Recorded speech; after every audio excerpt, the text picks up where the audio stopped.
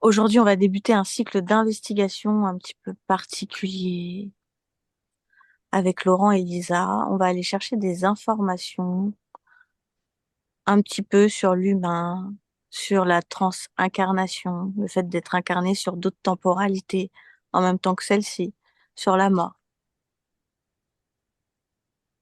Et je vais commencer par demander qu'est-ce que l'humain vient expérimenter sur Terre, l'humain en général.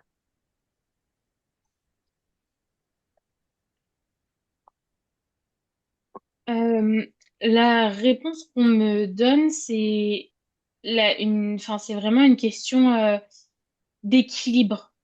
Donc, en fait, l'humain vient expérimenter justement ce déséquilibre, du coup, et le fait d'apprendre à trouver le juste milieu pour réussir à trouver sa stabilité au final. Donc, il y a vraiment quelque chose tout autour de ce concept-là, du fait que tu peux très facilement basculer d'un côté ou de l'autre, et que toutes les épreuves, toutes les incarnations sur Terre, même celles qui sont plutôt belles et tranquilles, au final contribuent à un enrichissement au niveau de l'âme pour pouvoir par derrière trouver un équilibre plutôt durable, une stabilité durable sur Terre. Mhm. Je vois que Laurent, tu as les yeux fermés. Tu canalises aujourd'hui Je, je reçois l'information et je reçois des images aussi, ouais. et tu reçois quoi? Ben, j'étais dans le cosmos et puis je regardais la Terre Mhm. et j'étais en train de me dire, finalement, cette expérience terrestre, effectivement, c'est une belle expérience. Il y a beaucoup d'amour et aussi on expérimente l'absence d'amour Mhm. et la recherche de cet équilibre semble être l'objectif, effectivement. Mhm. Donc, Pour quelque moi, part, en effet, c'est une belle expérience. Je reprends juste sur ce que Laurent vient de dire. C'est une belle expérience, mais en même temps, c'est l'une des plus complexes. Et du coup, pour arriver à la voir comme belle, même dans les incarnations difficiles, ça demande vraiment de prendre de la hauteur, prendre du recul et de regarder les choses de manière globale, en fait. avec une autre perception, c'est ça. Mais Ouais, du une autre coup, perspective. dans ce que vous me dites, quelque part, on vient expérimenter la dualité, l'instabilité et l'équilibre. Bah, le déséquilibre, en fait, c'est trouver son Bah oui. équilibre dans le déséquilibre. Donc, on vient expérimenter l'ambivalence, La Mm, dualité, ouais, la dualité. dualité. ouais. Et tu Ok. vois, cette image, moi, qu'on me montrait un peu, euh, je sais plus comment ça s'appelle, mais tu sais, comme d'avoir une boîte de conserve et d'avoir une planche dessus pour essayer de trouver son équilibre. En fait, les deux pôles représentent vraiment cette dualité. T'es attiré soit vers l'un, soit vers l'autre. Sauf que dans tous les cas, les extrêmes ne te conviendront pas. Donc, Hmm, c'est vraiment toujours ce truc de 1 millimètre trop ou 1 millimètre pas assez, quoi. d'accord. Et pourquoi on le voit là, on peut expérimenter des vies sur d'autres planètes, sur d'autres lieux que la Terre, mais pourquoi on a le plus souvent des incarnations sur Terre?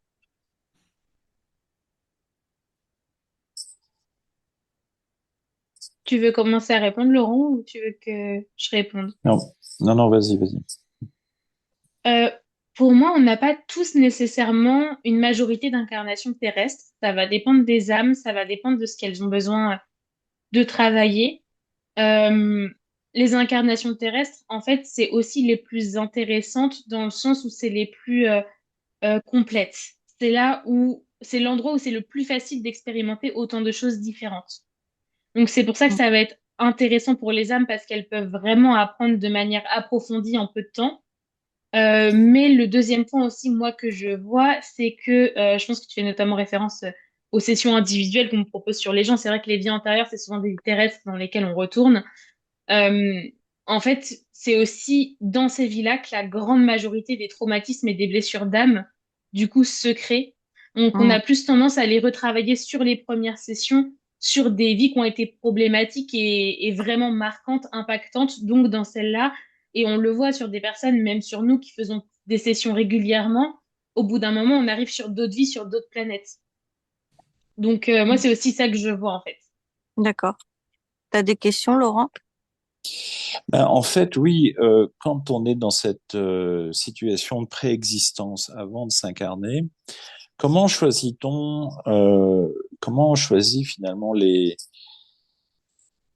parents, la famille dans laquelle on va arriver? Quels sont les critères qui semblent importants dans la préexistence pour choisir la famille dans laquelle on s'incarne?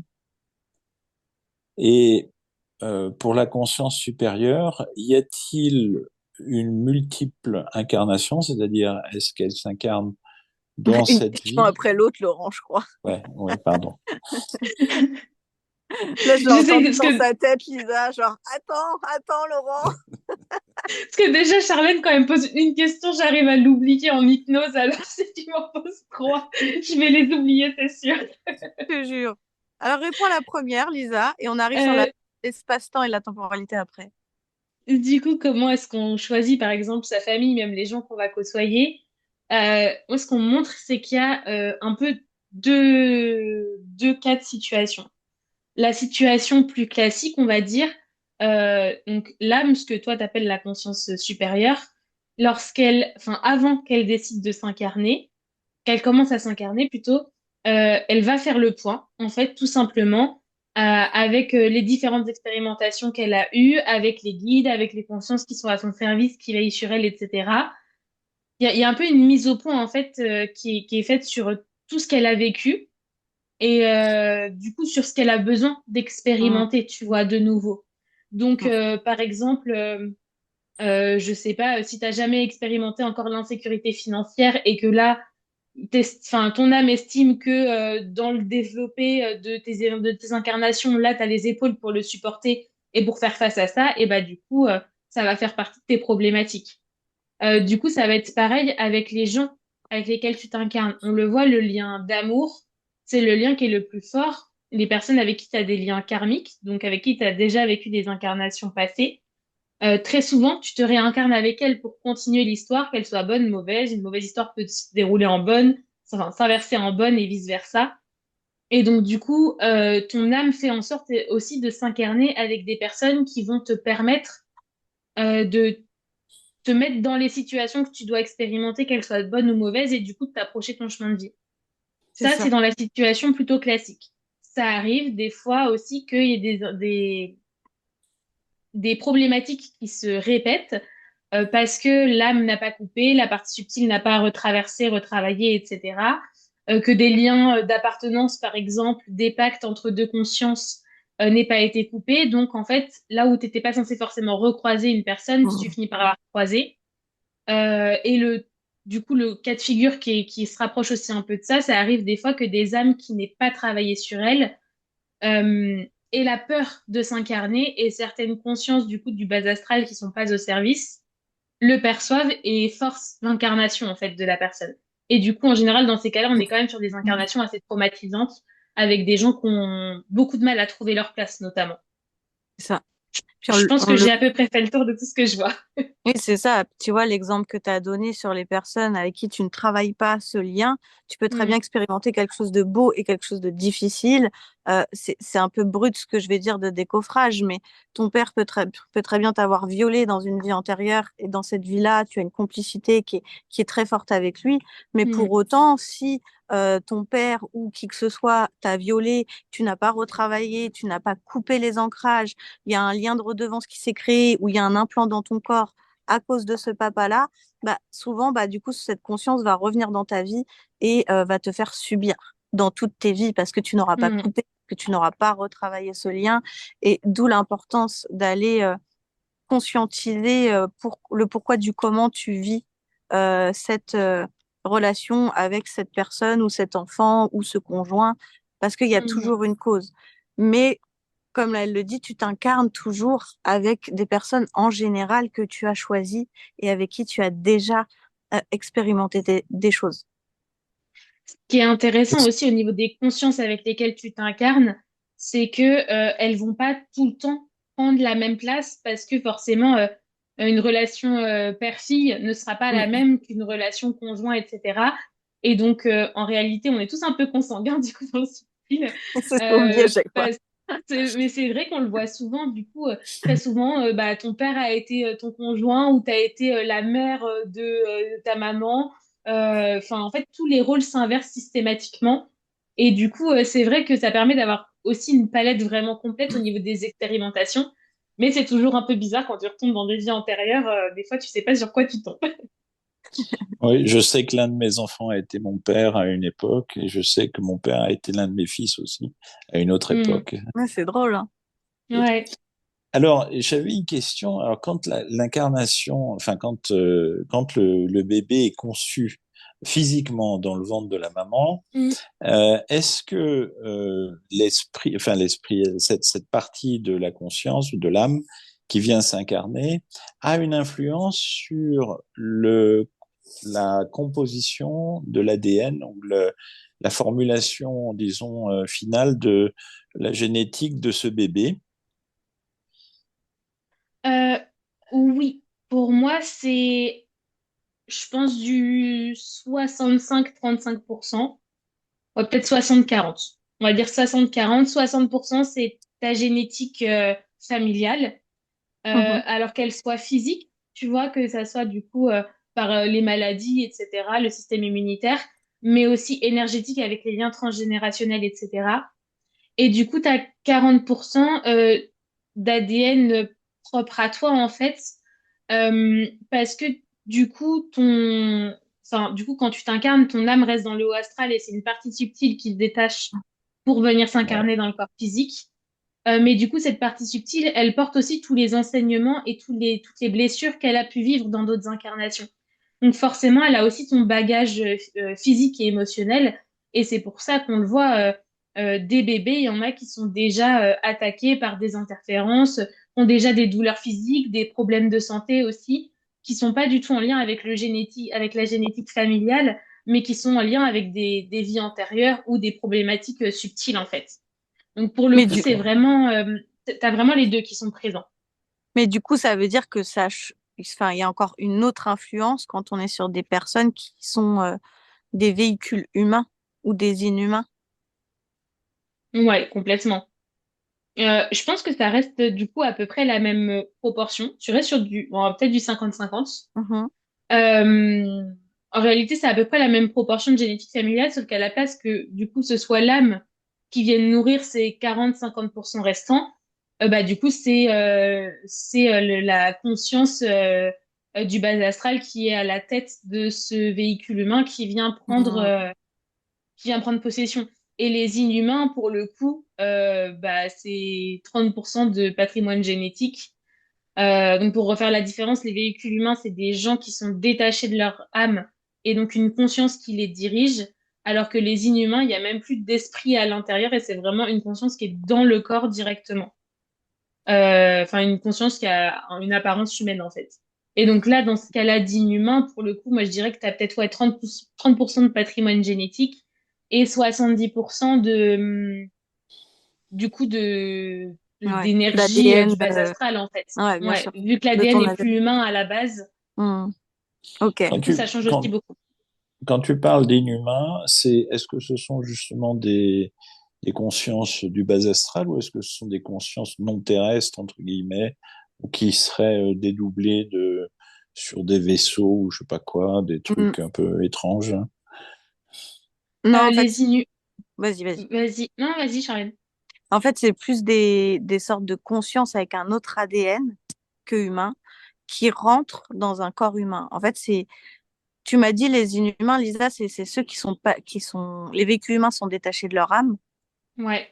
et les inhumains, c'est une interférence dans le corps, D'accord. une Alors, conscience. les véhicules humains, l'esprit est complètement détaché de l'âme et est manipulé par une conscience extérieure, que les inhumains, c'est directement, alors très souvent c'est des poulpes ou des insectoïdes qui rentrent dans le corps et du coup il y a même plus d'esprit en fait. C'est la conscience qui est incarnée sur Terre mais qui a Hmm. simplement une apparence humaine.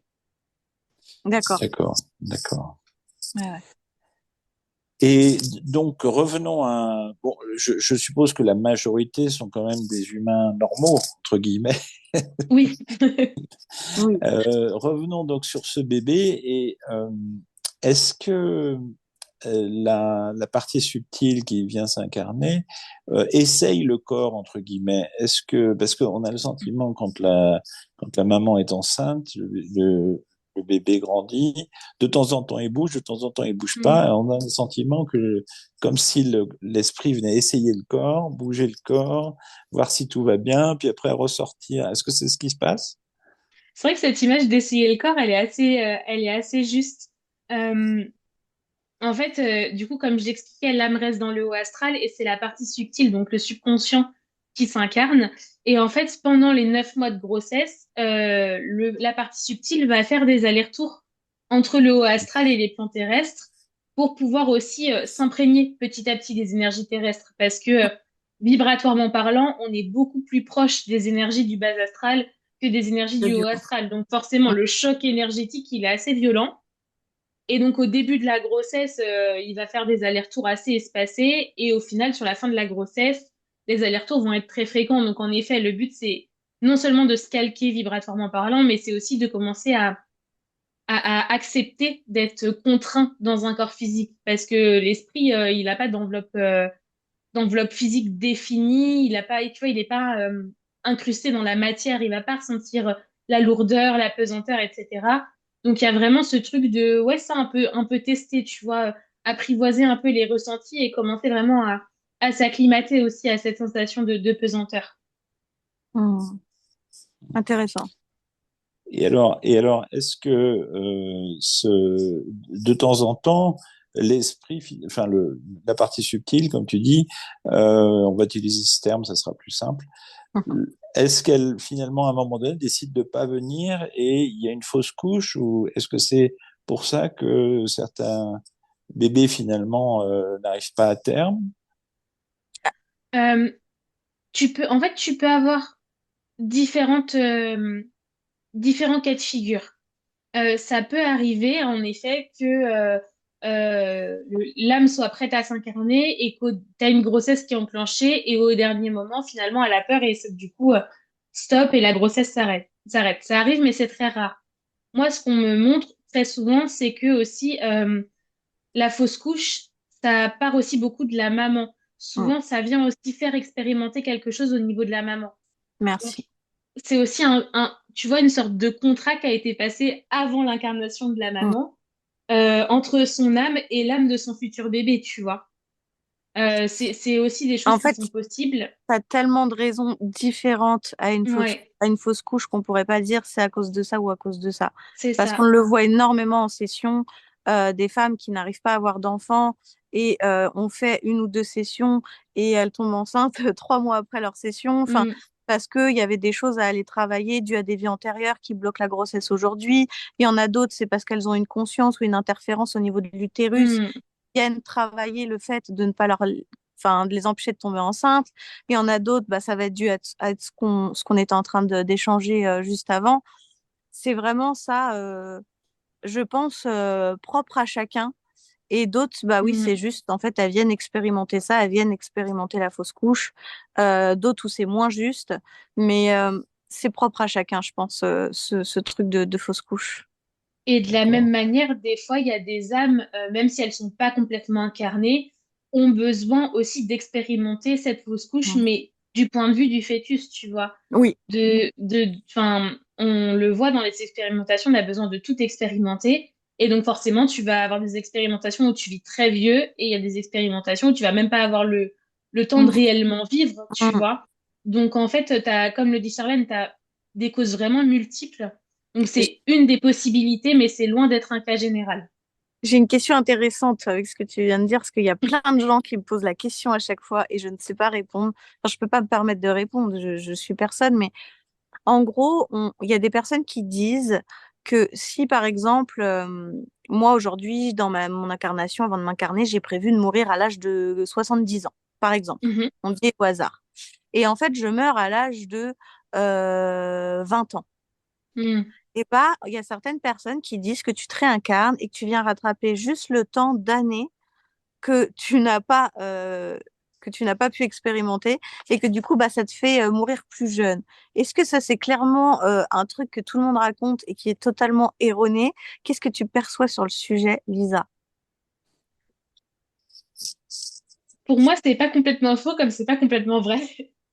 Euh, Il y a un peu de ça. En fait, pour moi, alors on le voit notamment dans les sites d'investigation sur les disparitions, etc. Il y en a pour beaucoup, c'était prévu dans l'incarnation, mais il y en a pour qui c'était pas prévu à la base. Ça arrive de temps en temps, on tombe sur des incarnations qui n'étaient pas, enfin, des événements qui n'étaient pas nécessairement programmés dans Oui, nos incarnations. Et en fait, moi, je veux que c'est plus pour ce cas de figure que ça peut arriver. Mais en fait, ça arrive surtout parce que tu viens couper l'injustice. Et donc, du coup, quand tu te réincarnes, par exemple, du coup, si tu as manqué 40 ans de vie, tu viens te réincarner que pour 40 ans, c'est plus justement parce que t'as pas fait le deuil des 40 années, parce que tu as considéré qu'on t'a pris 40 années. et parce que Et si donc, tu du coup, n'incarnes que pour 2 ans, tu vois ce truc mais des il y en enfants qui se réincarnent et qui meurent à l'âge de 2 ans. Enfin, souvent, les gens que j'ai entendu dire ça, c'est par rapport à ce genre de cas-là, tu vois. ouais, par rapport à des enfants. Je pense que les enfants, c'est aussi particulier parce que c'est un sujet qui est tu touches à l'innocence, tu touches vraiment à l'injustice profonde aussi dans le domaine de l'enfance. Du coup, pour moi, c'est aussi un peu une sorte de peut-être croyance qui s'est générée pour C'est ça. rassurer quelque part. Ouais. Mais comme je le disais à Laurent il y a 5 minutes, on a tous des incarnations où on doit vivre jusqu'à 100 ans et des incarnations où on doit vivre Bah jusqu'à oui. 2, 3, 4, 5 ans. Et c'est OK et c'est aussi nous, notre travail de l'accepter, Mm. autant en tant que personne qui sommes témoins de ces injustices-là, autant qu'en tant que personne qui vivent l'injustice. Et justement, c'est là aussi que le travail est hyper important de couper quand c'était pas censé arriver, en fait. Mm. Ok. À toi, Laurent. Merci. Du coup, euh, on parle de cette partie subtile. Ma compréhension, c'est que c'est une petite partie de notre âme. Mm. Et quand cette partie subtile, quand la vie est terminée et que cette partie plus subtile est réunie avec notre âme, euh, et que une autre partie de cette âme vient s'incarner pour une autre expérience, ça n'est pas la même partie subtile entre guillemets. C'est pour ça que le terme réincarnation me semble un petit peu erroné dans le sens où Mm. c'est pas la même partie subtile Mm. qui Mm. s'incarne, c'est une autre partie de l'âme supérieure, de l'âme. Oui. En Est-ce que fait, c'est juste ça? oui, c'est juste, en fait, c'est vrai que le terme réincarnation, du coup, il pourrait sembler faux de ce point de vue-là. Je pense que c'est aussi une question de perspective. Tu vois, c'est comme si ton âme, c'était une grosse boule, et comme tu dis, c'est juste un petit point de cette boule-là qui va s'incarner et qui revient. Mais au final, vu que ce point est réintégré, l'âme reste complète, et du coup, au final, chaque partie subtile qui est générée par l'âme, entre guillemets, c'est quand même une partie d'elle-même, tu vois. Donc c'est pour ça que le terme de réincarnation, il peut paraître juste quand tu pars de l'âme, parce que ça reste l'âme qui s'incarne, même si c'est la partie subtile qui vient expérimenter la matière. Mais c'est Oh vrai que là là. si tu pars du point de vue de la partie subtile, ça peut paraître du coup erroné. Et du coup, parce que, non mais moi, quand on parle de ça, j'ai le cerveau qui me gratte, Qui vraiment. brille. Ouais, complètement. Ça veut dire que quelque part, non, parce que moi, vous allez le savoir, c'est très drôle, hein. Je travaille avec la mort, mais j'ai très peur de la mort et de tout ce qu'il y a autour. En fait, ce qui est perturbant, c'est qu'en fait, si c'est une partie subtile, à chaque fois différente, qui s'incarne sur une autre temporalité, ça veut dire que moi, Charlène, je vais essayer d'expliquer avec des mots simples pour que tout le monde comprenne. Quand je vais mourir, je vais refusionner avec ma partie subtile, parce qu'aujourd'hui, quand je communique avec ma partie subtile. Mon conscient Mhm, communique mhm. avec ma partie subtile. Donc, ça veut dire que mon conscient, un jour, va quand même mourir, et il y aura que ma partie subtile en conscience. Est-ce que déjà, là, je me fais comprendre jusque-là? Bah, ton conscient et vu que ta partie subtile est ton subconscient, déjà ton conscient et ton subconscient vont pleinement refusionner. Oui, ils vont refusionner, mais du coup, Pour donner une sorte de j'ai l'impression que quelque surconscience. part, il y a une part de moi qui meurt, quoi. Et en fait, cette partie subtile, vu qu'elle va se raccrocher à l'âme et qu'après, c'est une autre partie subtile qui part faire une réincarnation, ma partie subtile, en fait, quand elle est dans mon âme, qu'est-ce qu'elle vit? Qu'est-ce qu'elle fait? Qu'est-ce qu'elle... Tu vois? Est-ce que je suis En claire? fait, Oui, c'est très clair. Je pense que là où tu as du mal à comprendre, c'est que tu dissocies énormément. Pour toi, c'est comme s'il y avait trois toi. Il y a ton âme, ton subconscient, ton conscient. Alors qu'en fait, c'est un tout. Et du coup, ton subconscient et ton conscient, quand ils vont pleinement se réunir, ce que je disais, ça va donner une sorte de surconscience, si on peut dire ça comme ça, pour retourner à ton âme. En fait, ça n'empêche que ta partie subtile, même si elle sort de ton âme, elle fait partie de ton âme, c'est ton âme, tu vois. Donc, au final, cette part-là de toi ne mourra jamais Oui, je complètement. dissocie complètement. Mais du coup, quand on va arriver à cette histoire de temporalité très naturellement, Laurent, parce que je suis en train de craquer, on le dit, le temps n'existe pas. Donc en fait, moi, Charlène, aujourd'hui, je suis dans cette temporalité. Moi, Charlène, la sorcière qui a été brûlée sur un bûcher, elle est peut-être quelque part en train de continuer à vivre Mm. sur cette temporalité. Celle qui s'est fait enterrer vivante, pareil, et ainsi de suite. Mais du coup, c'est quoi? C'est un truc qui se répète vu que quelque part on dit que la temporalité n'existe pas et que quand Charlène, tu travailles sur toi, bah, ça travaille sur celle de là-bas. C'est quoi ce concept de... Tu peux En nous fait, c'est, expliquer? c'est un peu comme si le temps, c'était une sorte de boucle. Et donc, du coup, c'est juste que quand tu l'étires, tu arrives à voir des moments plus précis, tu vois, des années, des mois, etc. Mais en fait, moi, ce que je vois, c'est plus comme une sorte de, ouais, de boucle, de grande roue, ce qui fait que, tu vois, t'as des mémoires aussi qui tournent en boucle. Tu le vois sur certains lieux d'habitation, même certains lieux tout court. T'as des Oui, bien mémoires à sûr. certaines heures qui vont s'activer. Je dis n'importe quoi, à 21 heures, tous les enfants qui ont habité dans cette maison-là vont aller se coucher. Et à 23 heures, la mémoire va s'arrêter. Elle se réactivera qu'à 21 heures le lendemain. Parce que tu as des sortes de boucles temporelles, en fait. Ce qui fait que même si ta partie subtile, quelque part, n'est plus incarnée à ce moment-là, et avec ton âme, elle continue de vivre à travers ces boucles temporelles.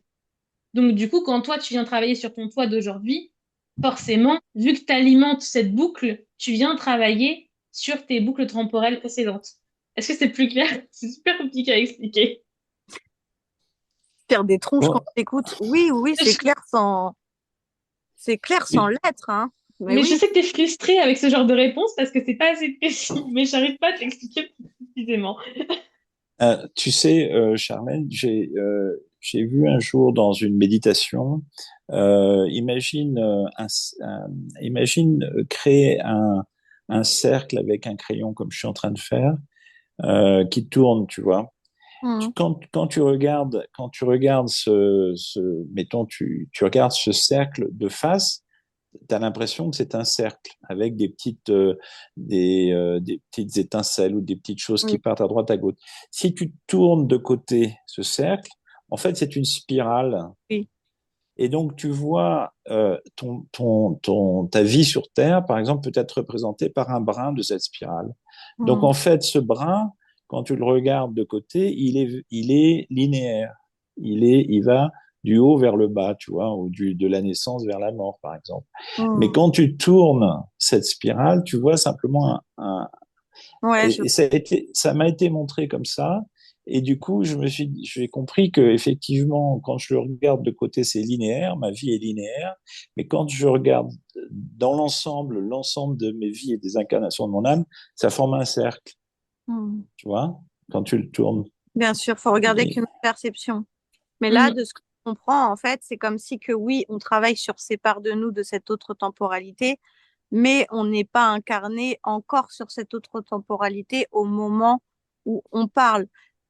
Par contre, là où on peut être incarné sur une autre temporalité au même moment et où on travaille pas sur des sortes de mémoires, comme tu me dis, ça serait plus la incarnation, c'est ça? Ouais, complètement. J'ai bien compris? Ouais, c'est ça.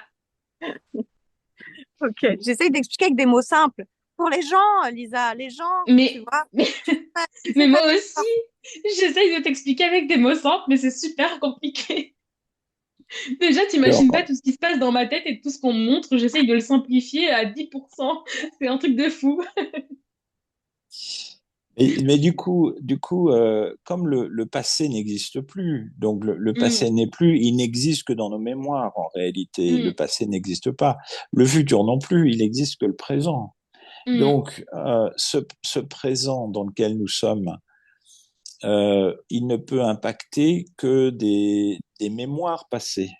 C'est-à-dire que ça n'impacte pas la réalité passée, ça impacte qu'une mémoire. Euh, Est-ce exact? hmm, net. Question suivante. Bah, moi, je suis Attends, bête. ta question, c'est que si on retravaille au moment présent sur sur du passé, du coup, on ne travaille que sur la mémoire et pas sur le réel du passé, c'est ça? Et pas sur le Bah, futur, il dit surtout. Mais si, forcément, les décisions que tu prends dans le présent ont un impact sur ton ah, futur. j'ai pas parlé du futur, hein. J'ai parlé que du passé pour le Tu l'as moment. cité, Mais, le mot futur, je ne l'ai pas inventé. Non, il a juste dit que le futur n'existait pas, c'est tout. en Mais fait, répète ta question, Laurent, comme ça, ce sera plus clair. ouais, dans le présent, nous vivons Oui. là, à l'instant présent. Mhm, Ce passé qui vient de passer n'existe plus, puisqu'il vient de passer.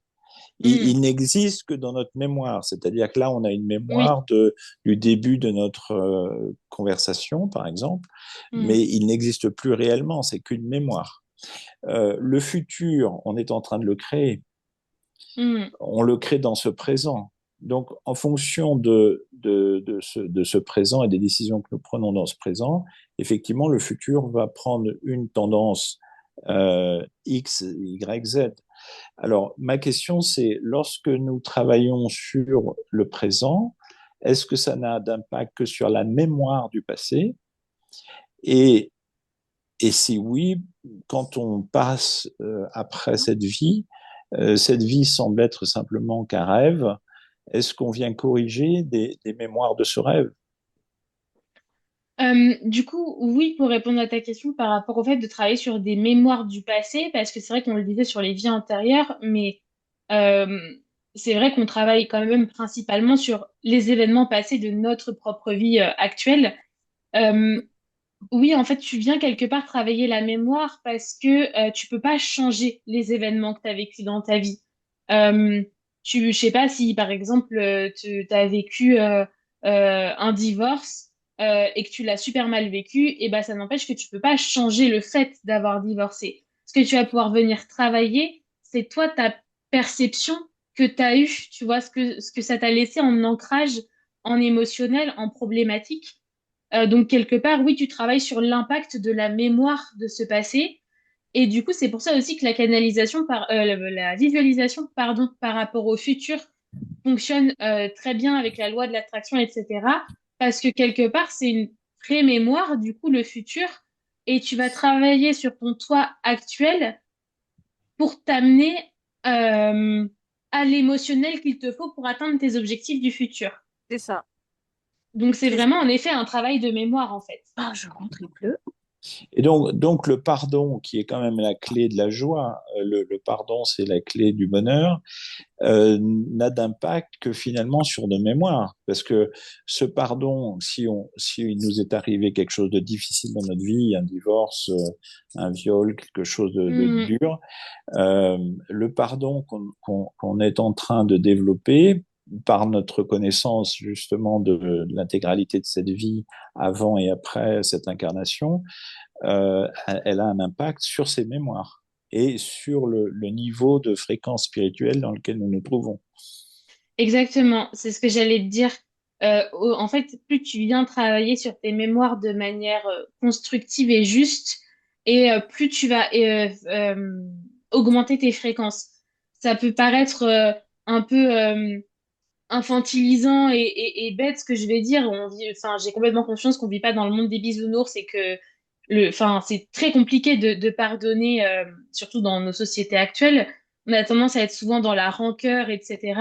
Sauf que pour autant, on le voit, les émotions comme la rancœur, comme la jalousie, comme l'envie, mais l'envie mauvaise, euh, ça va te faire sécréter des énergies qui ne sont pas justes pour toi. Ça va te faire baisser énergétiquement.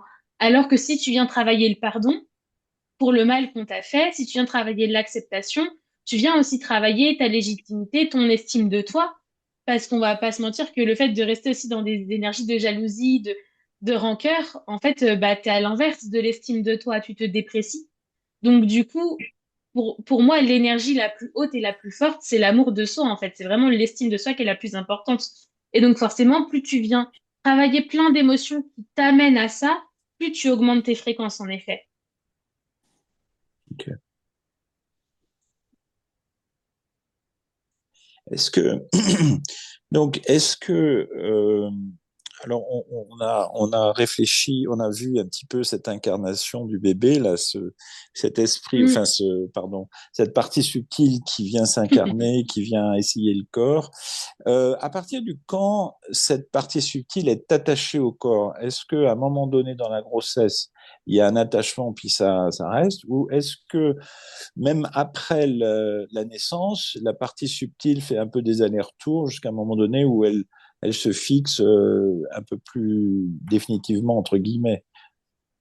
Alors, à partir du moment où la gestation a commencé, en fait, la partie subtile est immédiatement reliée au corps physique, de la même manière qu'il est relié à l'âme. Parce que du coup, c'est un peu comme si elle avait réservé son corps, tu vois. Elle sait que c'est son corps et personne ne peut lui prendre comme elle n'est sûre de ne pas le perdre.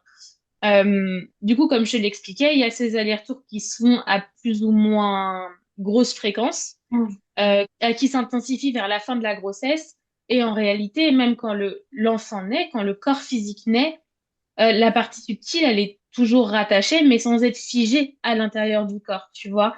Comme on le voit, et c'est ce qu'on apprend d'ailleurs en session aux parties subtiles, votre subconscient, il est à l'intérieur de votre corps la plupart du temps, mais c'est hyper important pour lui de sortir, décharger les émotions. Pour les gens qui sont aussi dans le spirituel, etc., dans l'énergétique, de toute façon, on dort très mal la nuit parce que notre subconscient, pendant que notre conscience repose, va travailler sur d'autres temporalités, va explorer plein de choses. Donc en réalité, il y a toujours ce lien entre le corps et la partie subtile qui existe, mais le subconscient enfin du coup la partie subtile n'est en aucun cas prisonnière du corps physique. Ce qui est D'accord. intéressant que tu poses dans cette question, c'est que même moi, avant d'être dans le subtil, dans ce métier-là, je l'entendais beaucoup et j'ai jamais posé la question. Mais il est beaucoup dit, Lisa, qu'une partie subtile, enfin qu'en gros, elle fait beaucoup les allers-retours de l'âge de 0 à 7 ans et qu'à partir de 7 ans, elle est plus ancrée. Qu'est-ce que tu perçois sur le sujet? Euh, alors oui, c'est pas qu'elle fait plus d'allers-retours. Pour moi, elle va quand même beaucoup moins dans le haut astral. Elle continue sur les premiers mois de vie. Moi, je dirais jusqu'à 4-6 mois à peu près. Euh, En fait, après, c'est surtout que la partie subtile commence aussi pour moi, à prendre ses marques dans le physique, mais du coup, dans le subtil, tu vois. Et c'est là aussi qu'on voit aussi, c'est un, deux, trois, c'est là aussi qu'on voit beaucoup dans ces âges-là, des enfants qui développent des amis imaginaires, qui entendent, voient des choses que les adultes ne voient pas. Pour moi, c'est aussi beaucoup une question de troisième œil. À partir de 7 ans, et je pense que c'est pas pour rien qu'on l'appelle l'âge de raison. On le voit, les cycles de vie, déjà, on traverse des cycles différents tous les 7 ans. De 0 à 7 ans, du coup, c'est ton premier cycle. À partir de ton premier cycle, tu commences à être à l'aise, mais du coup, dans le physique, tu commences aussi à beaucoup rationaliser. Et en fait, pour moi, de ce que je perçois, c'est aussi ce fait de cette rationalisation, au final, qui ferme ton troisième œil, qui te détache aussi un peu de ta partie subtile, où tu commences à moins t'écouter, à Mhm. moins faire attention aux signes extérieurs. Euh, et du coup, à te fermer en fait à tout ça et à te fermer à tes ressentis. Ok.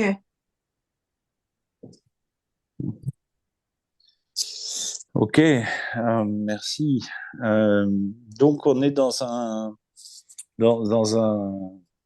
cycle intéressant de vie dans lequel finalement on a préparé cette existence, cette incarnation, Mm. une petite partie finalement de notre moi supérieur ou de notre conscience supérieure ou de notre âme vient s'incarner, vient expérimenter cette vie qui est euh, dans laquelle nous pouvons vivre les deux extrêmes, le super bien et puis le super difficile. Donc on essaye de trouver l'équilibre dans cet ensemble. Et on s'incarne avec des gens qu'on connaît, avec lesquels, a priori, on a eu déjà d'autres incarnations Mm. pour vivre un scénario différent. Donc, à chaque fois, cette compréhension permet d'ailleurs de prendre du recul sur tout ce qui nous arrive et en particulier de pardonner parce que nous savons. Parce que tu sais, dans cette fameuse phrase que Jésus prononçait en disant pardonne-leur parce qu'ils ne savent pas ce qu'ils font, en fait, la partie savoir, c'est-à-dire la connaissance de cet ensemble Mm. qu'on vient de décrire là, est extrêmement importante pour pardonner. Parce que dans ce pardon, tu peux comprendre que la personne qui, soi-disant, t'a fait du mal, finalement, elle l'a fait peut-être parce que vous avez décidé avant cette incarnation que Alors, tu vivrais quelque chose de difficile et de façon à progresser. Est-ce que c'est...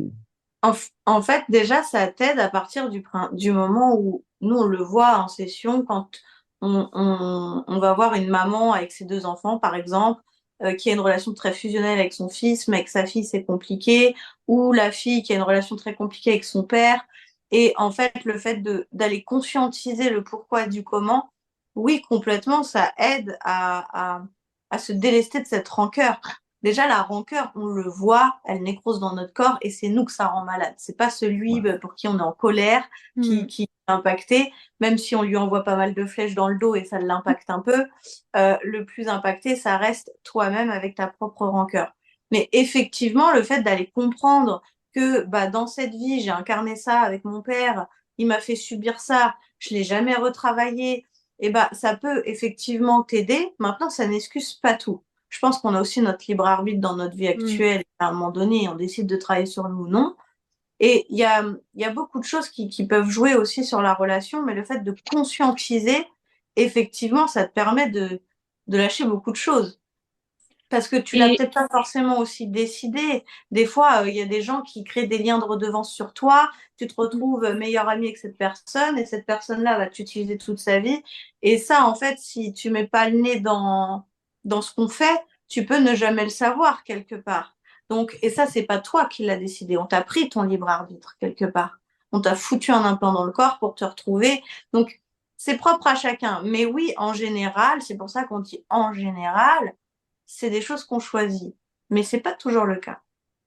je trouve que c'est aussi intéressant pour, enfin, cette observation, tu vois, des liens avec les autres, elle n'est pas que dans le subtil, elle est aussi dans le physique, tu vois. Moi, je sais que mes parents, ils m'ont aussi vachement élevé dans ce truc de, OK, si tu as une personne qui te, par exemple, à l'école, tu vois, qui te fait du mal, qui va t'harceler, qui va t'embêter, et bah, peut-être que c'est aussi parce que cette personne, en fait, est malheureuse chez elle et tu sais pas ce qui se passe à la maison. Et donc, ça fonctionne beaucoup pour les enfants, mais ça fonctionne aussi adulte. Et je trouve que cette approche-là, elle est intéressante même si ça n'excuse pas et que ça ne fait pas pardonner, ça te fait aussi prendre conscience qu'en réalité, on agit tous par rapport à nos prismes et par rapport à nos traumatismes personnels, en fait, par rapport à ce qui nous nourrit et ça conditionne forcément nos relations avec les autres. Le fait d'aller comprendre pourquoi ton papa t'a fait subir ça, pourquoi ta Mm, grand-mère, elle était violente, bah, elle est alcoolique parce que elle avait la faille de machin, elle avait le lien transgénérationnel mm, sur l'addiction à l'alcool. Et en fait, ça t'aide aussi à comprendre. Bah, en fait, je comprends, ma grand-mère, elle avait cette faille-là, elle avait ce lien transgénérationnel, et ça n'excuse pas, bien évidemment. On n'est pas en train de dire ça encore une fois, parce que j'en entends plein derrière leur écran qui vont péter, moi mais aussi. ça n'excuse pas, mais c'est vrai que moi, je suis comme ça, je suis un peu du genre à comprendre un peu tout le monde parce que bah, même si on peut être la pire des personnes, quelque part, il y a une cause à ça. Et du coup, c'est Mm. important d'aller travailler sur soi. Moi, les seules personnes que je comprends pas, bah, c'est les gens qui travaillent pas sur eux, qui sont comme ça et qui décident de rester comme ça. Et là, je perds pas mon temps avec ces gens-là.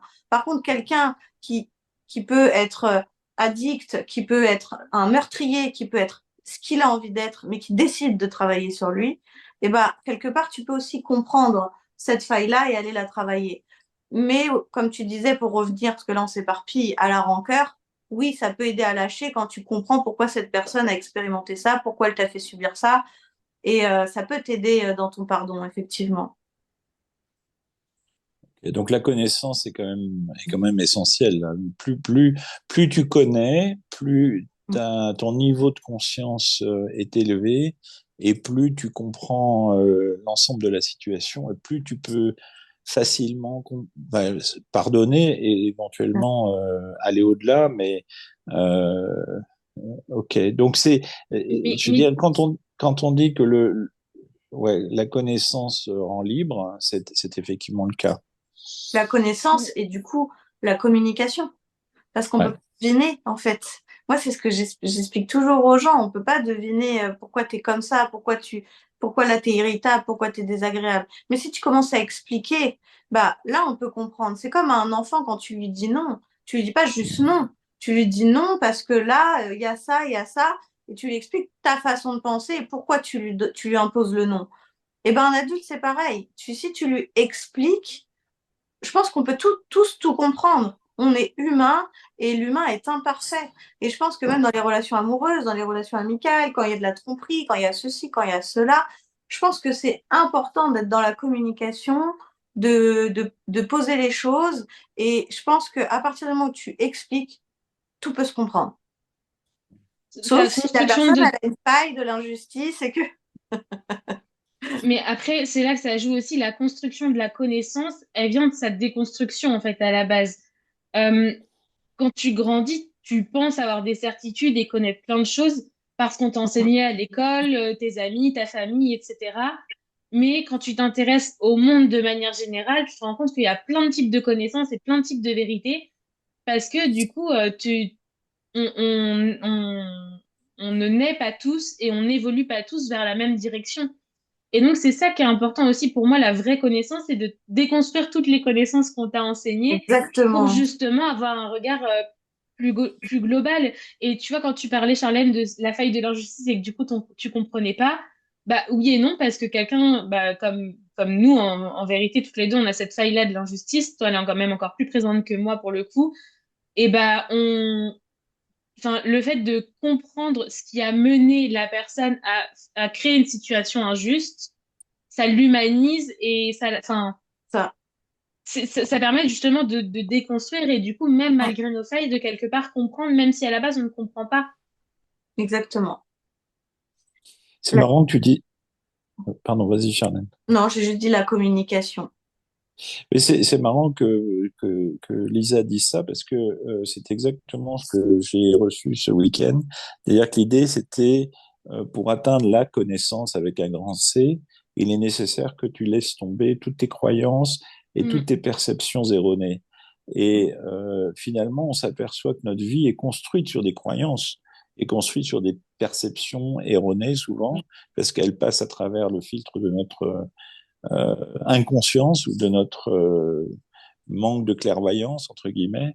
Et donc, on se construit un univers qui n'est pas basé sur la connaissance, qui est basé sur des croyances. mm. Donc, c'est pour ça que je trouve très intéressant cette remarque que Oui, tu et as après, faite là. tout dépend les personnes, parce que tu le vois, on le voit en fonction des familles d'âmes. À chaque fois, Lisa, elle répète ça à tous les Mm. clients. Charlène, c'est une visionnaire, elle a envie de tout savoir, et du coup, elle cherche la connaissance. Mais en fait, c'est ça, je pense que c'est hyper important d'aller vers ça, parce qu'en fait, quand on grandit, déjà à partir du moment où tu grandis dans une famille, Laurent, tu grandis avec des parents qui ont des croyances, qui ont une certaine éducation, ils ont choisi de t'éduquer comme ça ou comme ça. Moi, je veux dire, j'ai grandi avec des parents qui ne croient pas en Dieu, qui ne croyaient pas aux fantômes, aux esprits. Et moi, toute mon enfance, je chialais sur mon lit parce que je voyais plein de trucs dans ma chambre. Mais C'est exactement pareil pour moi. voilà. Moi Et du aussi. coup, tu vois, moi, j'ai décidé de grandir et je veux dire, je suis très, très proche de ma maman. Et pour autant, j'ai décidé d'aller vers mes propres croyances et vers ces croyances-là qui m'ont amené à prendre connaissance de plein de choses et à m'intéresser justement à ce monde-là. Mais je pense Mm, qu'il n'y a pas une seule vérité universelle. Je pense que la vérité, elle est en chacun différente en mm, fonction de la perception que tu as sur les choses. Mais je pense que là où il faut s'écouter, c'est comme quand on dit aux gens, prenez juste ce qui vibre en vous. Et la meilleure façon de savoir qui on est, c'est de faire ce qu'on fait, quoi. C'est de faire de l'hypnose, c'est de gratter à l'intérieur, c'est d'aller comprendre pourquoi je suis quelqu'un qui est tout le temps en colère, pourquoi je ressens de la culpabilité, pourquoi je fais toujours passer les autres avant moi, pourquoi, tu vois. Et il n'y a pas une seule vérité, mais ce qui est intéressant, c'est d'aller voir quelle est notre vérité. Ok, Ça part alors loin, cette conversation, hein. Ouais, du coup, durant notre vie, on développe. Alors, on a ces deux aspects, cet aspect, disons, spirituel qui est notre véritable nature, qui est cette partie subtile ou partie divine. Et puis, il y a l'aspect égo qui se développe depuis la petite enfance jusqu'à un certain stade. Pour certains, cet ego reste jusqu'à la fin de leur vie. Pour d'autres, il commence à se dissoudre à un moment donné quand on s'aperçoit que la souffrance est trop importante. Je voudrais savoir, quand on passe de l'autre côté, après cette vie, la transition, c'est-à-dire la mort, entre guillemets, euh, pour quelqu'un qui a des croyances et pour quelqu'un qui a de la connaissance, comment ça se passe? J'aimerais bien savoir d'un point de vue subtil, qu'est-ce qui se passe? Quand si Lisa peut prendre deux cas, par exemple. Est-ce que Ouais. voilà, il y a une différence entre, tu peux peut-être mettre deux cas, Mhm. comme tu dis, une Oui. personne qui décède, qui ne croit absolument en rien, qui est très fermée au monde subtil, etc., et une personne qui croit en toutes ces choses-là, en la lumière, la source, enfin, quelle que soit la manière qu'il l'appelle. Alors pour moi, il n'y a pas forcément de différence à proprement parler si on part sur deux personnes classiques lambda, parce que en fait, quelque part, même si le conscient ne croit pas, n'a pas ces croyances-là, le subconscient, lui, a conscience de ce qui l'entoure. Donc du coup, au final, il y a comme une sorte de quand le corps décède pour les personnes cartésiennes, c'est un peu comme une sorte de renaissance parce que il découvre quelque chose qu'il n'attendait pas, tu vois. Que quelque part, du coup, c'est attendu par les personnes qui ont déjà ces croyances-là. Donc, c'est moins surprenant. Par contre, là où ça peut changer, et notamment peut-être même plus chez les personnes croyantes que chez les personnes cartésiennes, c'est avec toutes les émotions lourdes, et notamment très souvent, c'est la culpabilité. On le voit dans beaucoup de religions, on vient pointer les péchés, la culpabilité. Du coup, enfin, on te fait avoir de la culpabilité envers toi-même, etc., avoir honte de toi-même. Et en fait, un, deux, trois, c'est ces émotions lourdes, ce désamour de toi qui te fait rester dans des vibrations basses et qui t'empêche de passer en lumière, en fait. Donc, du coup, dans un cas comme dans l'autre, il y a juste une prise de conscience qui est plus importante d'un côté que de l'autre, mais en réalité, le passage va se passer exactement de la même manière au niveau du travail émotionnel, au niveau de l'amour-propre et de la conscientisation et d'une sorte de nouvelle vie qui commence dans le subtil. Je sais pas si ça répond bien à ta question, Laurent. Après, il peut y avoir, comme on te l'a dit tout à l'heure, plein de cas différents dans le sens Bien où sûr. tu as des personnes qui décèdent, qui n'arrivent pas à laisser leurs femmes, leurs enfants, qui restent à graviter trop longtemps sur Mm, des plans terrestres. Et on le sait, nous, sur des plans terrestres, on vibre à une certaine fréquence. Quand on décède, on vibre à une autre fréquence. Donc forcément, il y a un décalage. Donc si quand on vibre trop, ben, on reste sur des fréquences trop basses, on finit par rester bloqué. Après, tu as aussi toutes les consciences qui se font duper par des mm, consciences de base astrale, par des insectoïdes qui viennent à toi, qui se font passer pour un ange et puis qui te bloquent. Ou une entité qui vient à toi et qui te dit, bah voilà, Laurent, tu as été méchant, tu as trompé ta femme, tu as fait ça, tu as fait ça, tu as fait du mal aux gens, tu vas en enfer.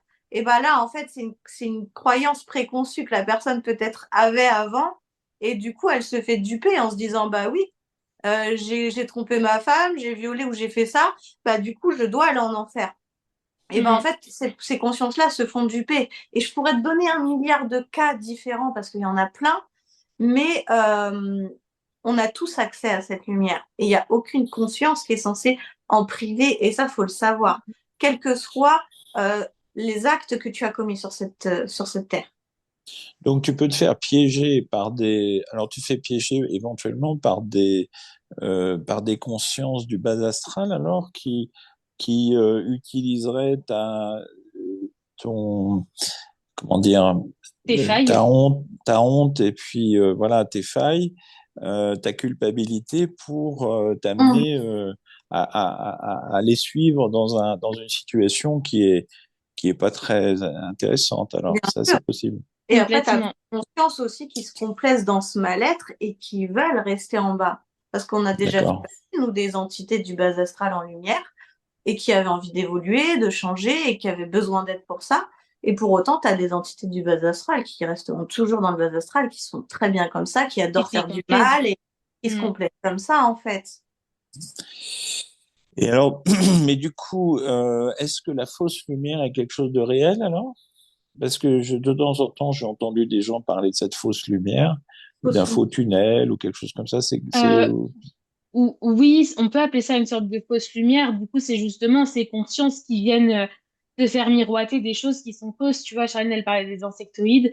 C'est Mm. les pros pour te faire passer pour des anges et te dire, viens, je t'emmène dans un endroit merveilleux qui n'est que pour toi. Et au final, tu te retrouves piégé. Bah, tu vois, sur notre dernier urbex, notamment, il y avait une femme qui était très présente dans la maison, très en colère. Et en fait, c'était des insectoïdes qui s'étaient fait passer pour sa fille décédée en tant qu'ange et qui lui avaient dit non, tu mérites d'être là et de purger tous tes péchés. Et en fait, enfin, c'est naturel de se faire duper et c'est aussi pour ça qu'on apprend, nous, que ça soit en session, en cycle, etc., même moi, quand je jette des âmes à passer en lumière, c'est systématique. On leur transmet cette bulle de connaissances et on leur apprend à scanner le cœur et du coup à scanner les intentions et les ADN de chaque conscience qui se présente à nous pour pas se faire duper, justement. Parce que même nous, là, en soi, moi, je canalise. Il y a quelqu'un qui se présente face à moi. Ah, Si je ne scanne pas son cœur, je peux très bien me faire duper, hein. il y et avait il y avait de la friture sur la ligne au moment où tu as parlé de ça. Ah. ouais, ouais, avec les soucis d'Internet. Mais après, tu vois, ce truc de fausse lumière, ce truc de... faut aussi se dire que c'est des mots que l'humain Oui. met. Mm, Tu vois, autant que nous, on dit partie subtile, toi, tu vas dire la partie supérieure, etc. Tu vois. Bah, c'est un peu le même concept là. C'est surtout qu'on mm, est sur des mots, sur un dictionnaire. Et voilà. Et nous, avec Lisa, on essaye vraiment de, quand on explique sur notre chaîne, quand on fait des vidéos ou même quand on fait des sessions, on explique de prendre des mots très simples pour essayer de faire comprendre aux gens ce qu'on fait. Parce que tout ça, c'est pas logique pour tout le monde. Tout le monde n'est mm, pas ouvert. Il y en a qui arrivent, qui arrivent seulement le nez dans le subtil. Il y en a qui sont intrigués. Il y en a qui connaissent beaucoup de choses. Et il y en a qui ont un ego aussi surdimensionné, qui sont dans le milieu du spirituel et qui pensent tout savoir mm. et qui ont des mots bien spécifiques pour chaque truc. Tu comprends rien de ce qu'ils disent. Donc c'est aussi important de comprendre ça. Désolée, je dis ce que je pense, mais de comprendre ce côté-là. Il y a plein de choses où on rejoint les autres sur Mm. ce côté lumière, mais c'est juste qu'on essaye d'expliquer de manière plus pédagogue, plus simple, quoi.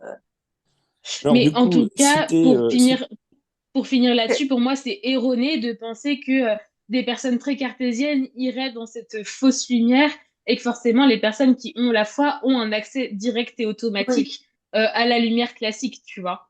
c'est ça.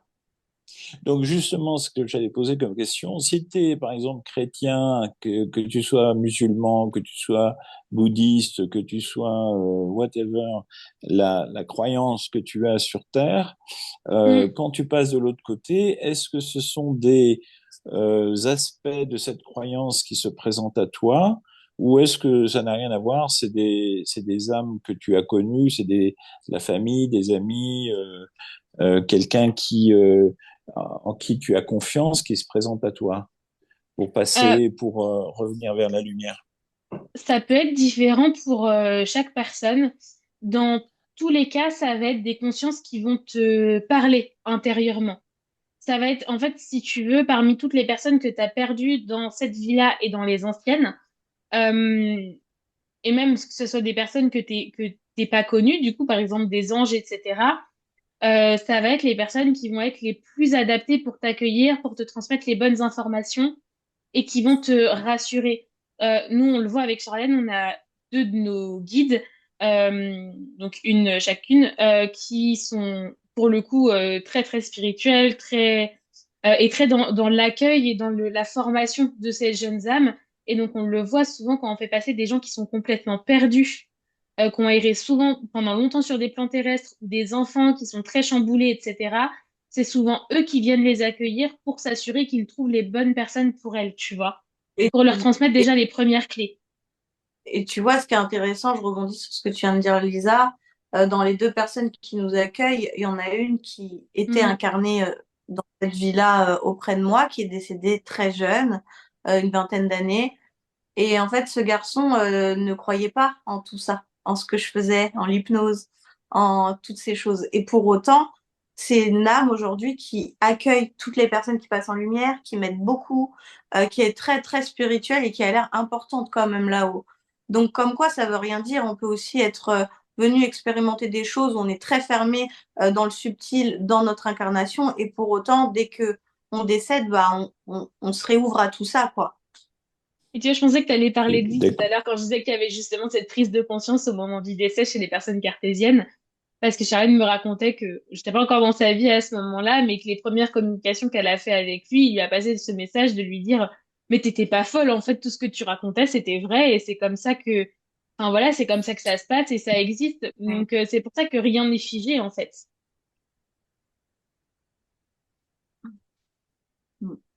Donc du coup, on n'a aucune raison d'avoir peur de la mort. C'est cette histoire de la peur de la mort qui est vraiment un conditionnement terrible dans la En- vie, enfin dans la vie terrestre, enfin qui crée beaucoup de souffrance.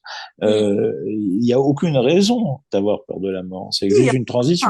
oui et non, parce que non, il y a aucune raison. Enfin, c'est un grand mot. Regarde, moi, je suis dans ce métier-là. Et alors, j'ai pas peur de mourir, absolument pas. Moi, j'ai peur de perdre les gens que j'aime. Et là où les gens ont peur de la mort sur Terre pour des gens croyants comme moi, c'est plus le côté sur le manque physique. Tu es Ah Mm. sur oui, Terre et quand tu perds quelqu'un physiquement, euh, ah, je déteste parler de ça. Que tu perds quelqu'un physiquement dans ta vie, c'est le manque qui se crée. Tu vois, d'accord. souvent la personne qui décède, je dis le plus dur c'est pour ceux qui restent. Et c'est véridique. Parce que les personnes qui décèdent, la majorité du temps, elles passent en lumière, elles veillent sur toi, elles sont légères, elles vont bien.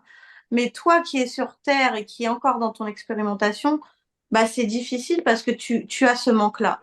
Maintenant, les gens Mm. qui ont la peur de la mort, parce qu'ils ont peur effectivement de ne plus exister, de plus là, c'est une peur qui est infondée et sur laquelle on peut effectivement se rassurer. La mort n'existe pas, c'est juste notre enveloppe corporelle qui Mm. décède. Mais notre conscience, elle est encore là. Ce qui peut aussi faire peur dans ce truc de mort, au-delà du manque physique, c'est que des personnes qui passent en lumière, même si la partie subtile reste connectée, etc., on peut toujours communiquer avec cette personne. On le voit, c'est Mm. vrai que c'est des questions qu'on a beaucoup aussi, mais pourquoi est-ce que les personnes veulent pas qu'on retrouve, par exemple, leur meurtrier? Pourquoi elles disent non, c'est derrière moi? En fait, vu qu'il y a aussi un changement de plan énergétique, on n'est plus sur les préoccupations terrestres. Et donc, des fois, dans les communications, c'est ça qui peut être frustrant aussi pour les gens qui restent, c'est que les messages passés ne sont pas toujours ceux attendus. Hmm. Alors, une fois qu'on est passé de l'autre côté, qu'est-ce qui fait qu'on peut considérer qu'on a réussi sa vie? Quels sont les critères sur lesquels Alors, déjà, je vais notre... poser la question autrement, Laurent. Qu'est-ce qui... tu as réussi ta vie à partir du moment où toi, tu estimes que tu as réussi ta vie. À quel moment tu estimes que tu as réussi ta vie, toi, par En exemple? fait, ma question, c'est plus notre conscience supérieure, notre âme, à partir du moment où nous revenons, est-ce qu'elle considère que finalement elle a réussi ce cycle d'incarnation euh, ou elle va ou pas? Justement, c'est plus par rapport à la conscience supérieure ma question. Moi, je suis toujours heureux de tout ce qui se passe dans ma vie, donc La j'ai conscience aucun problème. supérieure, en fait, bah parce que moi, dans le physique, je pense que la meilleure façon de dire qu'on a réalisé sa vie, c'est d'être heureux, tout simplement, et le bonheur, il s'atteint différemment pour chacun. Mais dans le subtil, Elisa va te répondre ce qu'elle voit, elle, en canalisant. Mais je pense que c'est surtout qu'est-ce que tu es venu expérimenter, quelle était ta mission de vie, est-ce que cette mission de vie est réalisée? Qu'est-ce Et, que tu en penses? oui, est-ce que la mission de vie, c'est vraiment quelque chose qui existe? Parce que j'ai l'impression que cette mission de vie, Pas une mission de vie, en fait, c'est surtout ça. Encore une fois, on a mis un mot sur une mission de vie et tu t'arrêtes à ouais, ça. Mais ouais. bien sûr qu'on a plein de choses à expérimenter. Mais vas-y, Lisa, tu l'expliqueras mieux vu que tu es en canalisation. Ouais, c'est ça, en fait, c'est pas vraiment réussir sa vie, c'est plutôt réussir son enfin, les challenges de son incarnation, si on peut formuler ça comme ça au Hmm. niveau de l'âme. En fait, de la même manière que tu as eu un briefing avant de t'incarner, tu as un petit débrief une fois que tu reviens. Et en fait, t'as pas vraiment après de réussite ou d'échec, parce qu'au final, chaque échec devient une leçon. Et donc, les choses que enfin, que t'as pas réussi à expérimenter comme il fallait, c'est plus, tu vois, un peu en mode, ok, bah là, peut-être que on a été trop vite, trop fort, ou au final, il y a ça qui est venu se mettre sur notre chemin. Donc, ok, on Mm. n'a pas progressé là-dessus. Par contre, là-dessus, on a vachement gagné, en sagesse, en expérience, etc. Et donc, du coup, c'est plutôt, tu vois, un peu comme des petites cases à cocher, quoi. Des situations que tu dois vivre pour les comprendre et pour les conscientiser.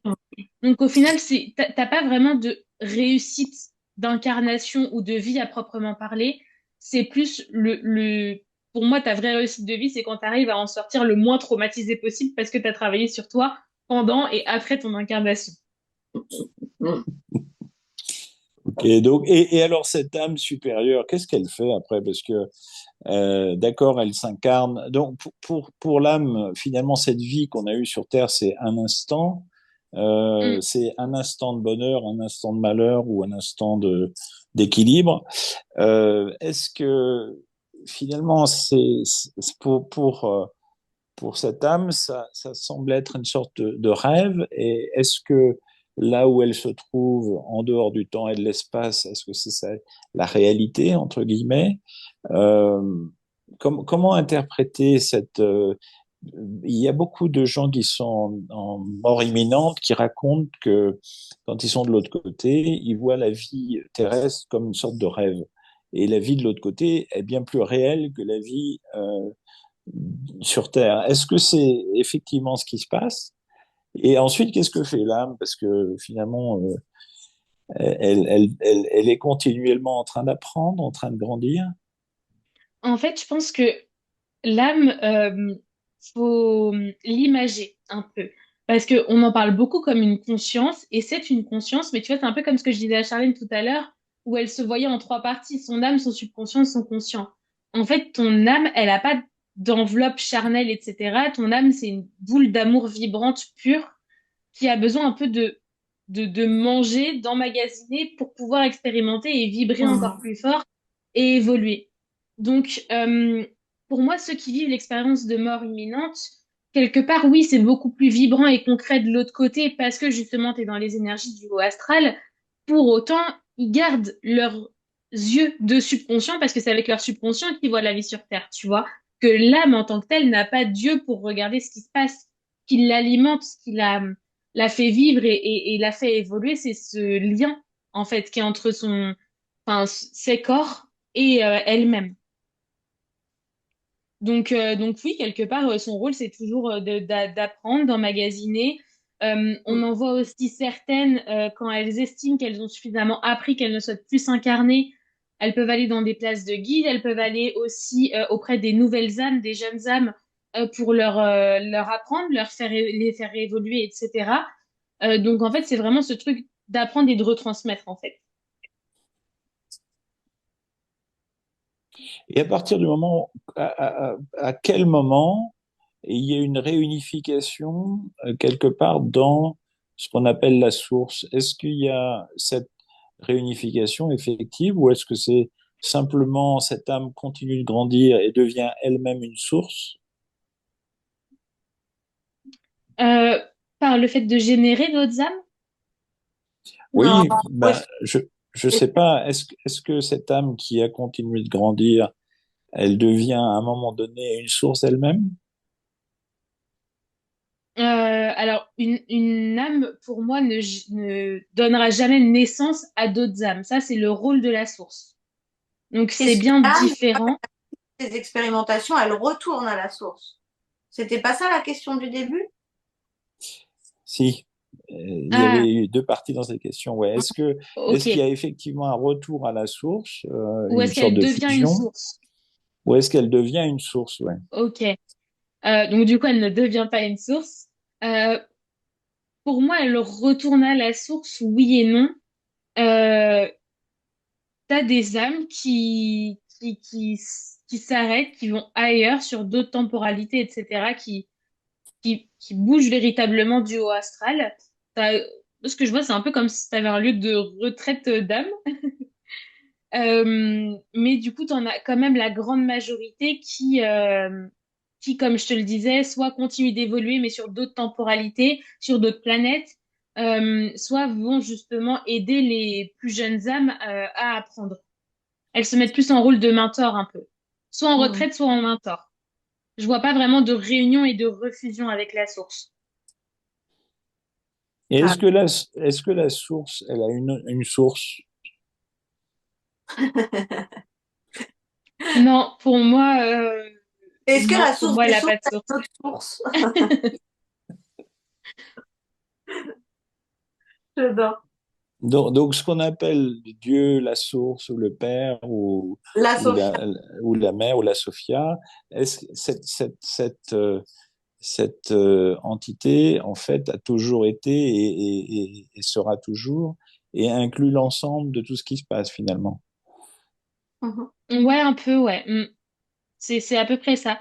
Ça, c'est des questions sur lesquelles on a beaucoup répondu sur Sur le euh, site, qu'est-ce la- qu'elle est réellement, etc. Sur le cycle, sur Mhm. la Sophia, ouais, sur la source géo-astrale. D'accord. On va Sur pas comment est-ce retourner qu'elle là. est née, etc.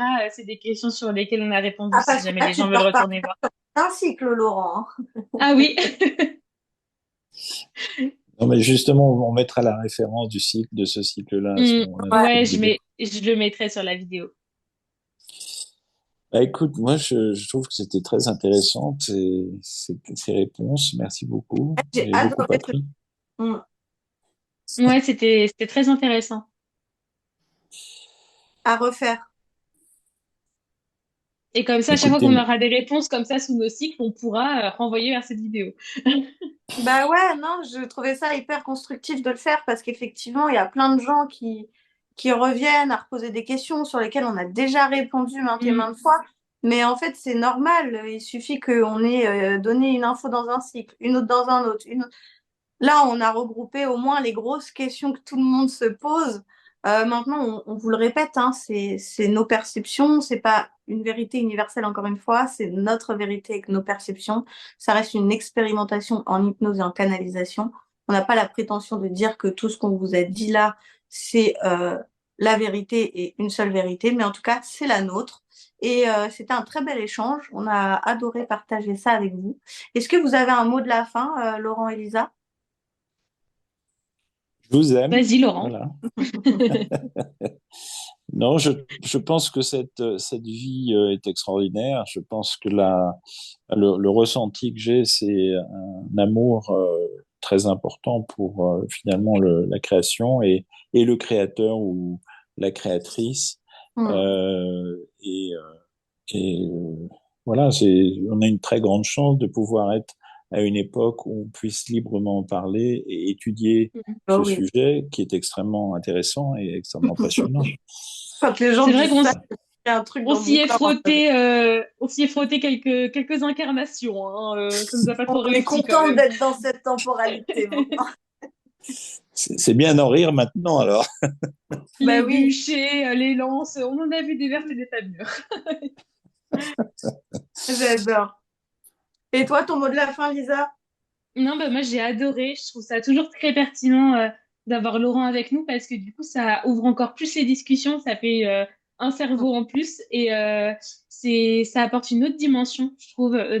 dans les discussions, dans les échanges qu'on peut avoir, notamment dans les questions parce que même si Laurent il est super renseigné sur le sujet, c'est vrai qu'il a pu lire d'autres choses Hmm. que nous on a pu lire toutes les deux où on échange très souvent évidemment Mais, nous deux quoi au final. mais c'est Donc clair. j'ai beaucoup Ça, aimé. je trouve ça pertinent quand je discute avec des gens comme ça qui lisent beaucoup, qui prennent beaucoup Hum, d'informations de l'extérieur. Parce que souvent, on me demande comment j'ai appris tout ce que je sais. Mais la majorité des choses que je les sais et je les ressens depuis que je suis enfant. Pour moi, c'est des choses qui sont innées, donc c'est compliqué d'expliquer ça à quelqu'un que tout ça, je l'avais déjà un peu en moi dès le départ, en fait. hum. Que c'est pour ça que j'en suis venue tout à l'heure à mettre la parenthèse sur les mots humains, parce que non, je ne connais pas ça, non, je ne connais pas celle qui est hyper connue dans le monde spirituel, alors que Charlène, ça fait 6 ans que tu es dans le monde de la spiritualité, qu'est-ce que c'est grave. Mais comme quoi, on n'est pas obligé non plus de tout ça. Et des fois, il y a des choses qui sont innées. Et n'oubliez pas que c'est des mots, on est tous humains. tous ceux qui écrivent des livres, c'est des humains. Moi-même, je suis en train d'écrire des livres avec Lisa. On est humaine. Et du coup, prenez à chaque fois ce qui vibre en vous, quoi. Moi, ce serait ça Mhm. mon mot de la fin. Et voilà. On vous dit à bientôt, du coup. On reste là-dessus. Et merci de nous avoir suivis. À bientôt.